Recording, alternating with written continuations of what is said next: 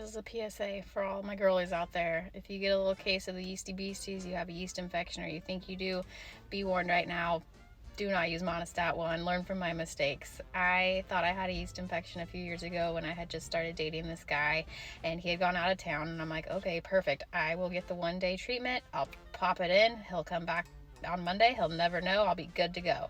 So I put it in Friday night, and it's like this little ball of medicine, little wax ball that melts with your body heat. Put it in, go to bed, because I have to wake up the next day and go to work. I wake up at like 2 in the morning, and I'm like, oh my gosh, I'm on fire. Like, this yeast infection is nothing I've ever experienced before. I am suffering. I must need more medicine. So I take the little additional cream packet for external that you can put on there, and I slather that up there. I take some ibuprofen, and I lay back down. And I manage to fall asleep. I wake up for work, and I'm like, my underwear feels so tight. So I go to the bathroom, and I look down there, and I have exchanged my labia for hot dog buns. It is hot dog bun labia up in here. And I'm like, oh, this is not good. And this is super painful, but I can't call out of work. It's too late. I'm going to be like a late call, and I don't want to be penalized. So I present to work and to the hospital. I try to work, but I'm like, my scrub pants are too tight. My underwear are too tight. I think I'm going to throw up. I'm in so much pain. My labia are on fire. So I go home sick from work. I call my nurse practitioner who's on call, and I say, Deb, oh my gosh, please help me. I think I have a yeast infection. I went to treat it, but I think it's getting worse. Like, it is so much worse. And she says, did you use Monistat 1? And I said, yeah. And she's like, you, girlfriend, you need to get that out of you, like, right now. Like, it is so concentrated of a dose. It is probably giving you a chemical burn. You need to try to fish that out, like, with your finger. And I'm like, I can't even touch down there without excruciating pain. I don't know how you're expecting me to take a little fish hook and try to get it out. It's also melted into my body at this point. So I say, none of that. I say, okay, thank you so much for your advice. I will go home and try to do that. So then I call my mom instead, and I'm like, oh my gosh, Mom, I'm on fire. I'm dying. Please help me. What do I do?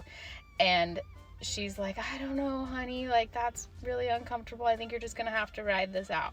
And you know when you're on speakerphone but you don't like realize you're on speakerphone? That was me. I was on speakerphone. So next thing you know, I hear my dad say, Lauren? And I say, Dad? And he's like, here's what you gotta do. You own a bathtub, don't you? And I say, yes. And he said, turn that faucet on and back your butt up right to that faucet, put your legs on the wall, and let that water from the faucet just flush it out of you. Just flush it out. You don't have to touch it. Just let it kind of cleanse itself out of there. And I'm like, that is a good idea, Dad. I don't know why you thought of that or how. And he's like, something about owning cows and flushing out their systems. I'm not sure. Don't want to know more. And so I did that, and I went home and put myself in a Benadryl coma for 3 days until I could get into my NP appointment. So I go there the next day, fling my legs over, get in those stirrups. She's like, let's take a look here, what we're doing. And I'm like, I feel so much better. I got it out. I've been on Benadryl all weekend. I think it's good. And she's taking a little look, and she says, honey, this is good? And I said, I think so. And she says, it is angry up in here. And I'm like, it did feel that way. And she said, but luckily it did work. The yeast infection is gone. So that's good, I guess. So here's your warning. Know this. Don't use Monistat 1. 0 out of 10. Recommend. Not fun. That sounds like a nightmare. Monistat 1 definitely did not do you any favors. That whole experience, from the midnight inferno to the hot bag bun labia and your dad's cow-inspired advice, just sounds brutal. Glad you were able to flush it out and get some relief, though. Thanks for the PSA. Sometimes the quick fix isn't always worth it. 0 out of 10, Dean.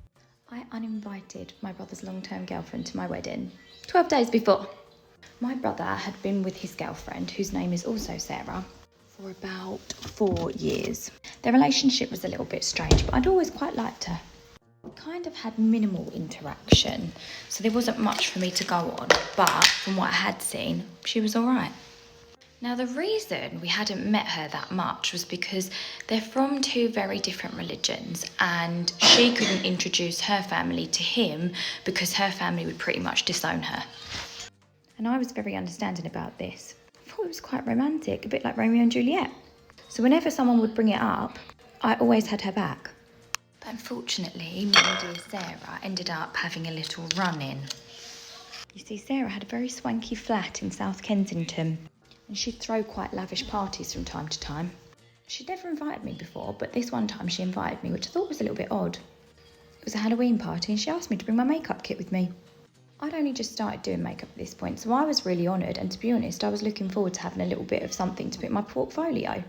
So I turn up and I kind of stand in the corner like a member of staff and do all of her rich friends' makeup. No one offers to pay me or tip me or anything, but again, I'm not that worried because again, I want these pictures for my portfolio. We head off to a night out, and to be honest with you, it's not my cup of tea. You could probably see that on my face. So at some point in the night, she kind of tosses me her keys and tells me if I want to go, I can. It's not the normal Sarah that I'm used to. There's no pleasantry. She doesn't seem best impressed that I don't look impressed with her swanky party. I think it's a bit odd, but I'm not bothered. I get an Uber home. When I get there, I take all my makeup off and I go to sleep on the sofa. And around like 4 a.m, they all come in. Sarah starts to scream. She's not happy because I'm asleep on her sofa. Her ugly green sofa. Because that sofa, apparently, I would come to find out, because she screamed it at me, that sofa was in fact more expensive than my car. She actually said that. You couldn't make it up. She genuinely said that. So her and my brother start to have a fight because obviously he's not impressed with how she's speaking to me. He storms out and she tells me to go into her room. She literally spoke to me as if I was like her 7-year-old child who was being banished. I'm like, whatever, I just don't want to be thrown out in the middle of Kensington in the middle of the night, so I'm quite happy to go and get in bed. And to be honest, I would have gone in her bed in the first place, but I just thought it was more polite to sleep on the sofa. Anyway, a few days later I get a text message, she's very sorry, she'd had a lot to drink, blah, blah, blah. And I'm willing to let it go, I'm not that fussed. And as you can tell, I love to tell a good story. And I've really enjoyed telling all my family about what a weirdo this woman is. I was actually working in one of my brother's offices at this point, and we were really close. And one day, right by my 21st birthday, he rings me up, it's on a Saturday. I've literally just finished my last client, so it's about 6 p.m. And he asked me, did I want to go to Heston Blumenthal's restaurant?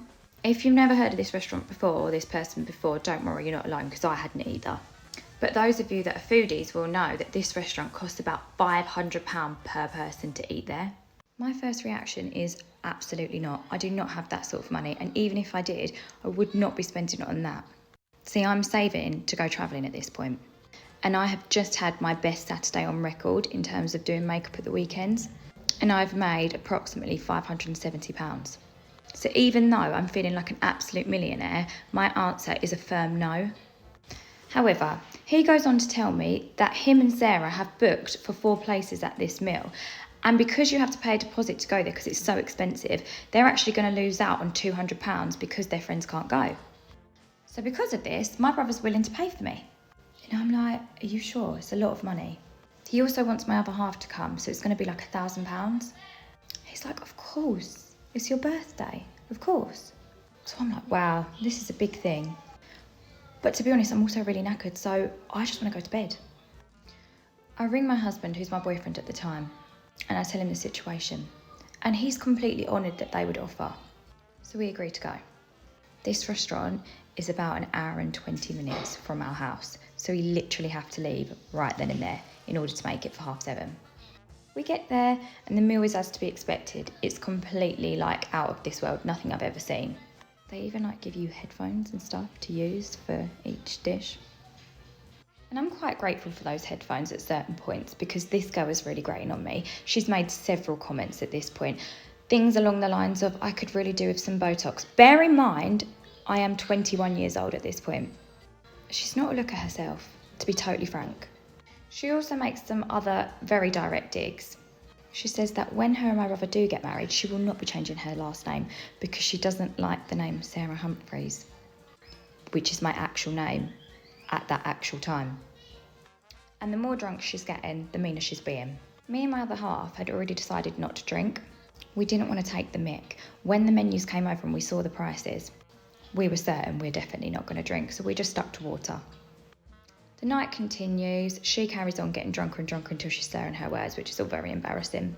And at some point, my brother goes out to smoke and my husband goes with him. And we're left alone. I get my phone out because I'm trying to look busy. I do not want to speak to this woman. and she doesn't want to speak to me. She calls the waiter over and she asks for the bill. The waiter brings the bill over and she divides the bill. She looks at me and she says, "Your half is £1,000. Now the boys are nowhere to be seen, and I have no signal because this restaurant is in the middle of nowhere. I would come to find out that my brother had convinced my partner to go and buy cigarettes with him, so they weren't coming back anytime soon. Now at this point, what I should have done was let her know that my brother had promised to pay for me, but I didn't. I didn't want to be known as a freeloader.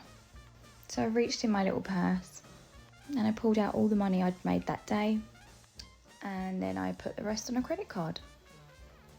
And I never spoke about it ever again, apart from to my partner, who I cried about it to, who sent me the money, bless him. Me and my partner end up going travelling after this point. I completely stopped speaking to my brother.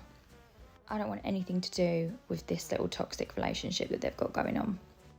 We end up getting engaged, we set a date for our wedding, and my mum and dad kind of send like informal invitations out to all our siblings. And they don't tell me that they've also put that they can bring their other halves. I think they did that on purpose. So I found out 12 days before that this Sarah had actually been invited to my wedding. She thought she was going to come. She really thought she was going to come. So I decided to let her know. And it causes a massive fuss because she's already brought her shoes and her hat. And I really hope that she ended up wearing those Jimmy Choos somewhere really nice.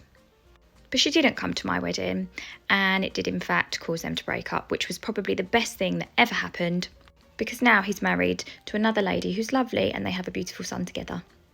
I gave her a little Google this morning just because I was interested. I hadn't thought about that story for a while. I don't need to say more. What a wild story.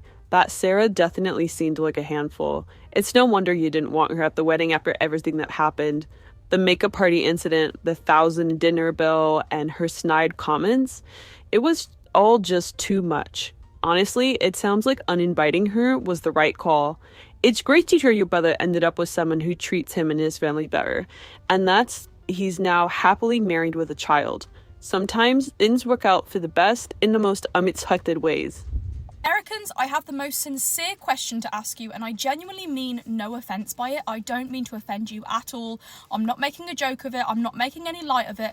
I'm genuinely curious as to why this is, is this a thing? Is this a thing or is it not? Because I don't know if I'm just being pranked or if it's actually a thing, okay? So, do you actually have guns under your pillows? Do you actually go to sleep with a gun under your pillow? Because I made a video about Americans not using duvets, okay? I was just like, what the hell? I really thought everyone in the world used duvets, okay? But they don't, apparently. But a lot of Americans were like, babe, we're not worried about the clown in the corner of the room because we have a gun under our pillow. I'm like, genuinely, are you going to sleep with a gun under your pillow? Because if I'm going to be having an American husband, I do need to know these things before I, go over there and learn these things. I don't want to shock in the night thinking he's trying to kill me, because I didn't know this was a thing. I thought that was maybe only things that they do in the movies. Do you actually go to bed with a gun under your, realistically, are you getting a good night's sleep with a gun under your pillow? Some Americans do keep a gun by their bed, but it's not common to sleep with one under the pillow. It's more of a safety measure for some people, depending on where they live or personal preferences, but definitely not a universal thing.